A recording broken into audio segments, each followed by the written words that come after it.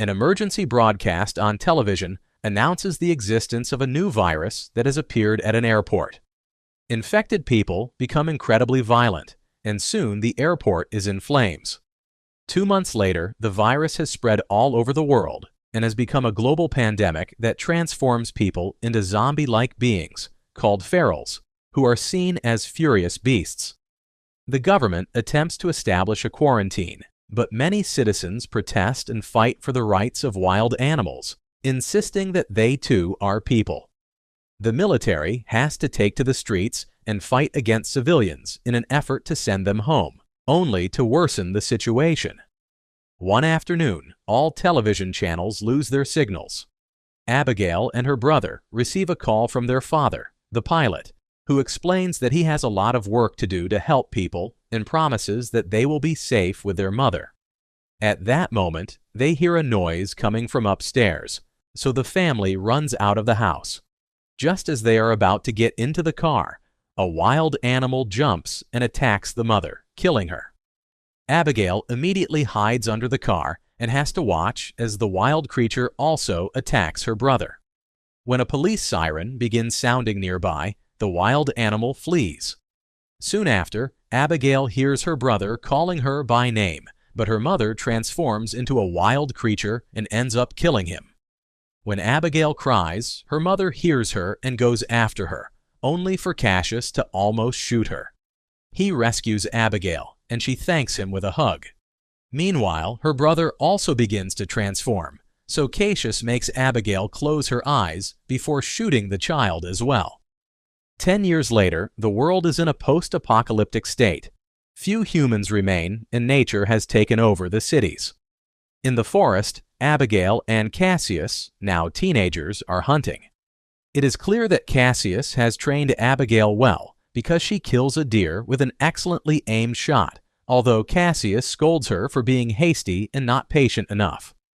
When night falls, the duo stops to camp, and Cassius makes sure that all the tripwires are in place. A few hours after falling asleep, one of the tripwires makes a noise and startles Cassius. He leaves the tent to investigate and finds some lint caught on the wire. Then he hears some noises nearby, so he hurries to keep the horses calm and draws his weapon just in time to shoot an approaching wild zombie, probably a scout sent by the horde. Cassius wakes Abigail so that she can leave. Over the following days, the duo continues traveling, and every time they stop to let the horse rest, Cassius keeps training Abigail. One afternoon, they stop riding when they see a car nearby and quickly draw their weapons. They see a man taking down a wild animal, while a second creature approaches him from behind. Abigail wants to help him, but shoots too quickly, and her bullet hits both him and the wild animal that was approaching. The creature in the car comes out to feed, and Cassius has to bring it down. Afterwards, Abigail searches the car for supplies. Picassi finishes off the poor man with a machete before taking his shoes. A radio in the car tries to contact the driver, and Abigail wants to warn him about the wild horde in the area, but Cassius tells her to ignore it. At that moment, more cars appear, and a group of survivors surrounds them with weapons. They examine the dead body and see that a human killed him, so they assume that the duo did it solely to rob him. When the leader threatens to kill them, Cassius and Abigail attack the two nearest people and knock them down to steal their weapons. The situation grows tense as both sides point their guns at each other until a pregnant woman named Megan steps out of a car to try to calm them. At that moment, the horses begin making distressed noises, and a wild horde appears around them. Everyone opens fire immediately, killing as many wild creatures as possible to keep them at bay. There are too many, so despite their efforts, the wild creatures manage to get close, and Cassius and Abigail also have to use their swords in hand-to-hand combat against them. However, the other survivors are only adept with firearms, and soon the wild creatures begin killing them one by one. A woman prepares a Molotov cocktail, but is attacked by a wild creature, causing her to fall onto a car and trigger a small explosion that knocks Cassius backward. One of the survivors is bitten, so he tries to eliminate himself but runs out of bullets and transforms. The leader is grabbed by a particularly large wild creature and is slowly beaten to death, while Megan's husband, David, is also attacked by a wild dog but manages to kick it away. Abigail helps the couple into a car, and Cassius kills a few more creatures before joining them. When they take off, there is a wild animal on the roof of the car, so Cassius stops the vehicle abruptly to dislodge it. Abigail takes the opportunity to grab their belongings before they finally escape. The large wild creature realizes that they have killed its mate and roars in fury. Once on the road, Abigail checks their ammunition and realizes that most of it has been lost. Megan explains that they were traveling to a colony on the riverbank and that she is in her 35th week, so the baby is about to be born. However, Abigail and Cassius think that seeking colonies is not worthwhile. They have seen many of them and none ever survive. Suddenly, the car stops and the group discovers that the engine is dead, leaving them with no choice but to continue on foot. Moments later, the group reaches an abandoned town and decides to spend the night there, securing a building to ensure there are no wild creatures nearby and setting up camp. Megan offers to share her food, but Cassius and Abigail only eat what they hunt to avoid infection. The couple explains that they spoke with the colony over the radio, so they know that the colony has plenty of supplies and medical personnel. However, it takes a week to reach there, meaning the risk is high. In exchange, Abigail tells them that she and Cassius are trying to reach the west coast and escape to the islands by boat. After Cassius installs the tripwires outside, he takes out a map and tells the couple which route to take to reach the colony, but they refuse to accompany them, saying that the horde will return for revenge. Abigail speaks with Cassius privately, insisting that they should help the couple and that perhaps this colony will be different. A discussion ensues, but Cassius still refuses to help. In the middle of the night, the horde finds the broken-down car and follows the path toward the city. Meanwhile, the men cannot sleep, so Cassius shows David that he always has a spare bullet in his pocket in case he gets bitten. David only has a cigarette and a twisted ankle. They chat for a while and end up forming a bond, which persuades Cassius to agree to help them reach the colony the next morning. Abigail hears a noise and goes downstairs to investigate. Suddenly, a wild creature attacks her and makes her drop her weapon, but she is still able to quickly kill it with her machete.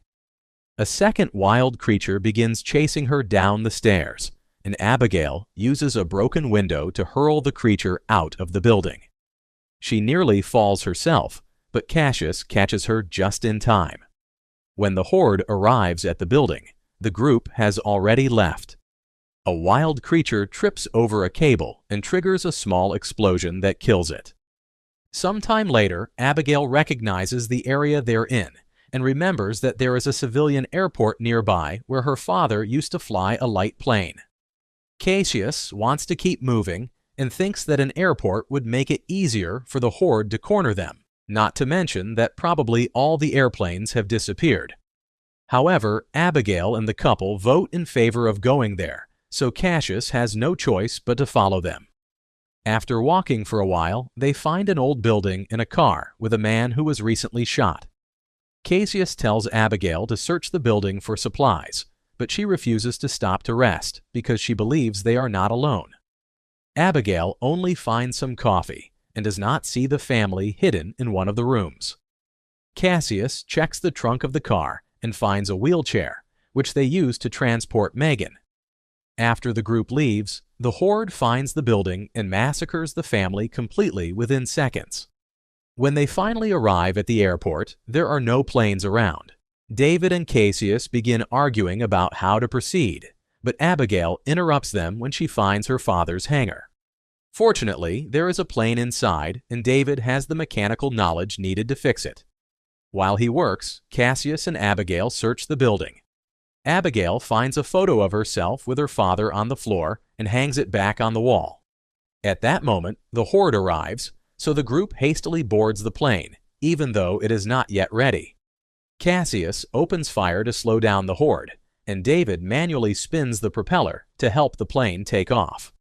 Abigail's knowledge of flying is limited and the plane is slow, so the horde is closing in too quickly. Fortunately, they soon find the right buttons, and the plane begins to gain speed. A wild creature manages to cling to the door, and Cassius has to shoot it to make it fall off. Then the plane takes off, and the group manages to escape. However, they only fly for a few moments before the plane begins to malfunction and descend. Abigail tries to land, but the plane crashes against a cluster of trees and falls to the ground. Fortunately, it lands on its wheels and everyone survives with only a few injuries. There is a train station nearby, so after ensuring that it is empty, they decide to rest there. Cassius takes out the map and discovers that it will take them 2 days to reach the colony, so they will depart at dawn. Abigail counts their ammunition and realizes that there isn't much left. Megan and Cassius share some food, and Cassius admits that Abigail reminds him of his wife. He reveals that he had to kill his infected family, and that later she self-eliminated because she could not bear it any longer. Cassius also shares the story of a boy from his hometown who was bitten. Since the wound did not affect any major artery, it took a couple of days for him to fully transform. Meanwhile, David finds a private place to examine his ankle and reveals that it is not twisted. The wound is actually from a bite, and David knows that he should isolate himself the next day. The group continues moving as they walk under the scorching sun. David feels quite sick, and Cassius notices blood on his leg. They wait until the women are far ahead to push David against a tree and examine his ankle to confirm their suspicion. Cassius gives him the option of telling everyone on his own terms, but if he doesn't do it soon, he will shoot him at night. The group finds a house with the lights on, and as they approach, a voice asks what they want. Cassius thinks it is too dangerous, but Abigail steps forward and explains that they need help, swearing that they mean no harm and mentioning the pregnant woman. Norton opens the door and points a gun at them, asking them to leave all their weapons in the trunk outside. Then he invites them in with a very sweet and welcoming demeanor. Cassius points out that the house has electricity, and Norton explains that he is an engineer and has built devices that provide electricity and hot water. He also mentions a wife, but ignores Megan when she asks where she is. Norton shares his bread and vegetables with them, and Abigail is happy to take a shower. Cassius finally manages to connect his laptop and look at old photos, revealing that his wife had been pregnant before the pandemic. When he goes to see Megan, she admits that she is scared because she hasn't felt the baby move since they arrived at the house. She makes him promise that if anything happens to her, he will protect her child. Later, Norton shares a drink with everyone and explains that he has lived there for 20 years, but his wife is no longer around. He has heard about the colony on the radio, but is not interested in joining them because he prefers solitude. Then Norton begins to rant about people who are too obsessed with returning to old customs and how humanity deserved the pandemic because they destroyed the planet and its ethics. He even compares the virus to evolution, saying that only the strong have survived. Cassius notices a strange knife on a table, but Norton snatches it away from him. Feeling increasingly ill, David rushes to the bathroom and notices that the infection is spreading.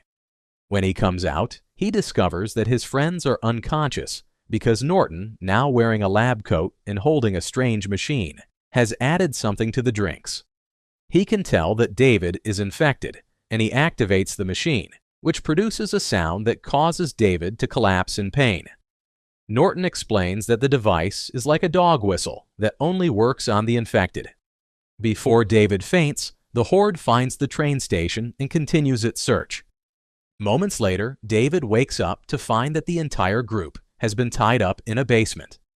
Norton is there taking notes for his experiment and reveals that he has his infected wife locked in a cage. He lets her out and controls her with his device to make her attack the group. Cassius and Abigail kick her several times to hold her back, prompting the woman to go after David, who manages to break the ropes in a counterattack. They only struggle for a few seconds before David overpowers her, and Norton has to use his machine to prevent him from rescuing the others. However, David is not yet fully transformed, so he overcomes the pain and breaks the remaining ropes. Cassius finds a weapon and attempts to shoot Norton, who immediately flees. The group runs upstairs and closes the door behind them, at which point Norton begins beating it with an axe. Abigail steals Norton's car keys, and Cassius recovers his belongings before beating David. He wants to shoot him now, but the women convince him to wait. On the way to the car, Megan discovers that her power supply is broken. Norton comes out to watch the group leave while his wife growls at him. When the car reaches the forest, the horde finally catches up with them and chases them. The group sees lights in the distance, meaning they have found the colony. They try to drive as fast as possible, but unfortunately the road is blocked by a tree, and they must continue on foot. The horde is approaching, and they open fire, but David runs out of ammunition. Since he will transform anyway, he tells the others to go while he gains some time. The couple shares a heartfelt farewell, and before the trio departs, Cassius gives David his spare bullet. Once they are far enough away, David smokes his cigarette and begins fighting the wild creatures hand to hand, managing to defeat some of them. However, the large wild creature surprises him from behind and breaks his neck. The rest of the wild creatures chase the other survivors, so Abigail has to fire her weapon to protect Cassius while escorting Megan. She also begins screaming for help, which draws the attention of the guards at the colony's gate. They quickly shoot all the wild creatures chasing the trio. When the remainder of the horde sees the bodies and the lights, they immediately retreat back into the forest. Afterwards, the heroes manage to enter the colony, and Megan is taken to the infirmary where a midwife cares for her the next morning. After meeting the colony leader, Cassius tells Abigail that they should leave soon because humans cannot be trusted. However, Abigail is tired of running and ignores him. Then Cassius speaks with the midwife, who tells him that the baby is fine, but that the mother only has a few hours left. Cassius visits his friend and learns that the baby is a girl named Hope. Megan reminds him of his promise and gives him her family's locket before she dies. Meanwhile, Norton arrives at the forest and finds all the bodies, and he also gets a glimpse of the colony at that moment.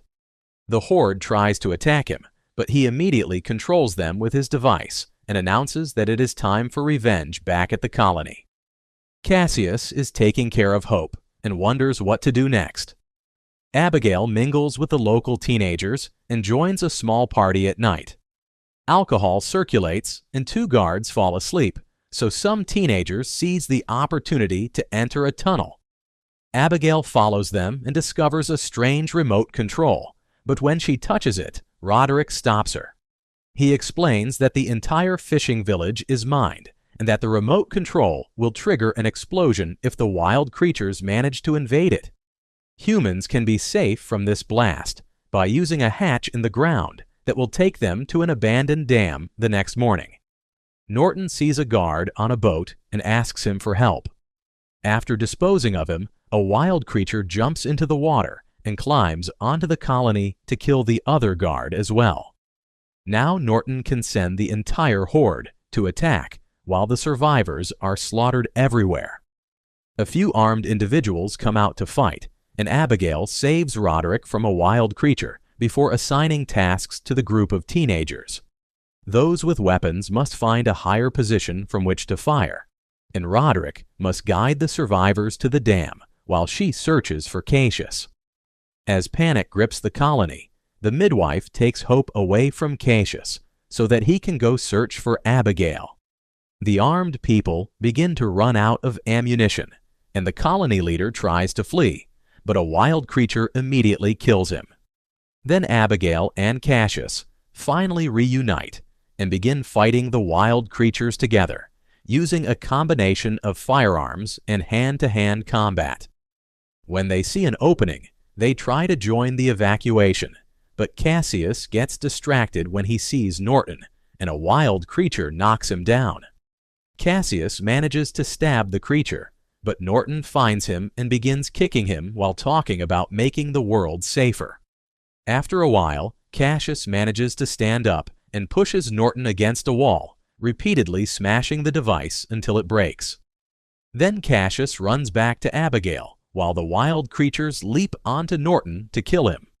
The survivors finish crossing the tunnel and reach the dam, so they ask Roderick to activate the explosives, but he hesitates because Abigail is still not out of the colony. A large wild wolf attempts to attack Abigail, so Cassius strikes it with an oar. When the creature falls, Abigail notices her bracelet and is horrified to realize that it belonged to her father. The shock leaves her frozen, and Cassius has to pull her out of that state and drag her to the hatch.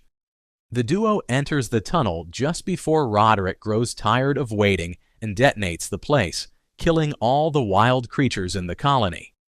Afterwards, the survivors discover among them an infected man. As Cassius tries to calm him, a wild creature suddenly leaps out and kills the man, then turns to attack Cassius, triggering a fight. They beat each other continuously until they fall to the ground, where the wild creature nearly bites Cassius. This time, Abigail is patient and waits for the right moment to shoot. The survivors watch as the colony burns and wonder what to do next.